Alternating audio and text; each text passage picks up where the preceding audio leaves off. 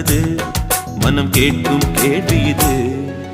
நிலவே நிலவே சரிகம் கதை நீ பாடு, என் கனவை திருடி பல்லவி வரியாய் போடு. நிலவே நிலவே சரிகம் கதை நீ பாடு, என் கனவை திருடி பல்லவி வரியாய் போடு.